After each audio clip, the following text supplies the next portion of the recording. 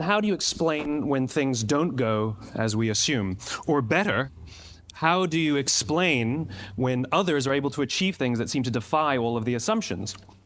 For example, why is Apple so innovative? Year after year after year after year, they're more innovative than all their competition. And yet they're just a computer company. They're just like everyone else. They have the same access to the same talent, the same agencies, the same consultants, the same media. Then why is it that they seem to have something different? Why is it that Martin Luther King led the civil rights movement? He wasn't the only man who suffered in a pre-civil rights America, and he certainly wasn't the only great orator of the day. Why him? And why is it that the Wright brothers were able to figure out controlled powered manned flight when there were certainly other teams who were better qualified, better funded, and they didn't achieve powered manned flight, and the Wright brothers beat them to it? There's something else at play here. About 3.5 years ago, I made a discovery. And this discovery profoundly changed my view on how I thought the world worked, and it even profoundly changed the way in which I operate in it. As it turns out, there's a pattern. As it turns out, all the great and inspiring leaders and organizations in the world, whether it's Apple or Martin Luther King or the Wright brothers, they all think, act, and communicate the exact same way, and it's the complete opposite to everyone else. All I did was codify it. And it's probably the world's simplest idea. I call it the golden circle.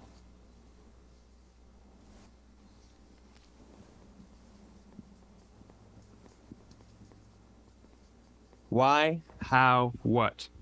This little idea explains why some organizations and some leaders are able to inspire where others aren't. Let me define the terms really quickly.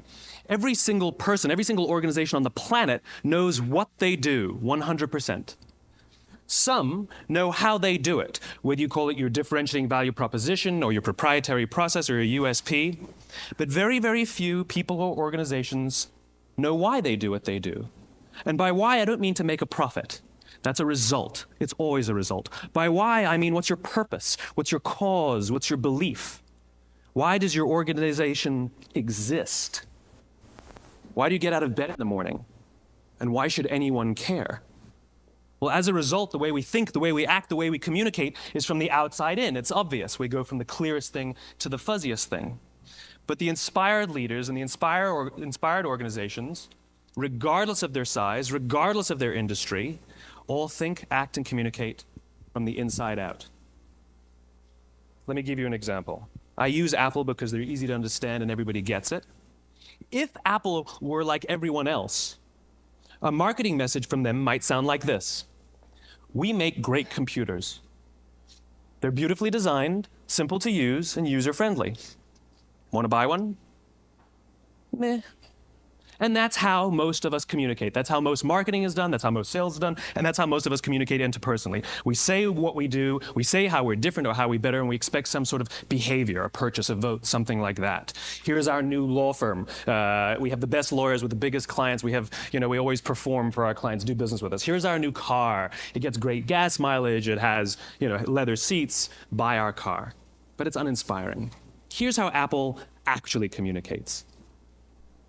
Everything we do, we believe in challenging the status quo. We believe in thinking differently.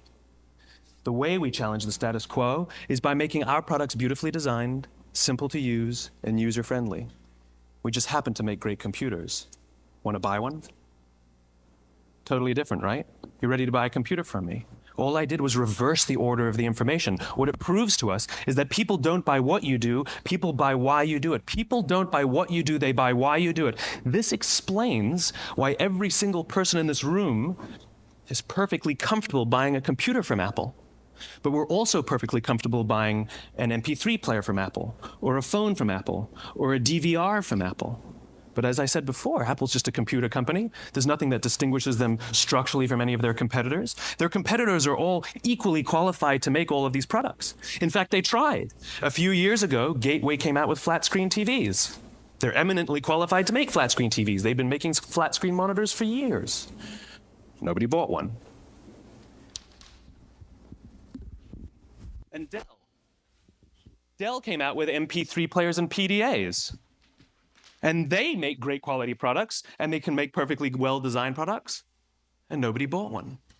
In fact, talking about it now, we can't even imagine buying an MP3 player from Dell. Why would you buy an MP3 player from a computer company? But we do it every day. People don't buy what you do, they buy why you do it. The goal is not to do business with everybody who needs what you have. The goal is to do business with people who believe what you believe.